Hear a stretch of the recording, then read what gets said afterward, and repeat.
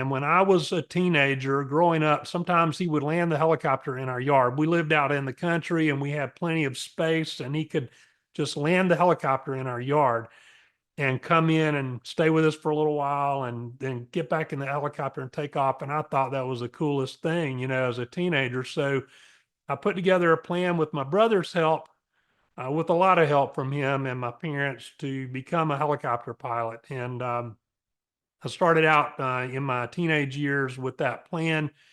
And by the time I was 18, I had my commercial helicopter license. I went on to fly commercially. When I say commercially, never with the major airlines. I flew for American Eagle for a little while, a commuter airline. I flew corporate.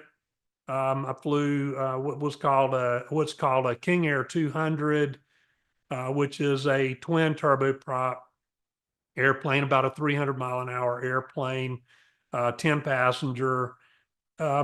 And also flew, when I was flying corporate, I flew a Sikorsky S-76, which is a pretty good sized helicopter, substantial helicopter. Ours was set up to be able to carry up to 8 passengers, plus the 2 pilots. And like I said, started out very early on. That night, I was 19 when I got that job, and flew as a co-pilot on the King Airs and on the Sikorsky S-76. Eventually, I ended up flying in the Army National Guard. I was a co-pilot gunner on the Apache, the AH-64 Apache. I never was deployed. I was in during Desert Storm. We got called up, but our unit was never deployed. I got out after that. I had started a small business. When I was flying in the National Guard, it required a good bit of my time, and I really needed more time to devote to my business, I felt like, at that point.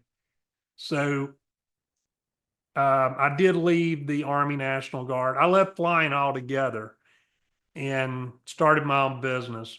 And so I've owned several small businesses over the years.